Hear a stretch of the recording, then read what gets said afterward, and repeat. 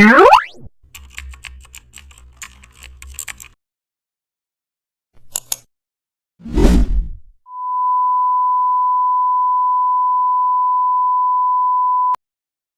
back to the channel, and don't forget to like, share and subscribe for more updates. Today we are diving into an exciting tutorial how to design an art scene using gradient map. Go to the gradient map, adjust, add color red, purple and teal. Now set blend mode to soft light and then duplicate the layer and change opacity for subtle tone shift. And also add geometric shapes to match the theme. Use a soft brush for background glow.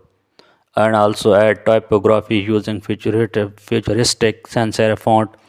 Apply gradient overlays for smooth blending. Use color balance to refine the tones and grains textures for artistic finish. Now everything looks cohesive and stylized. Save this as a digital art concept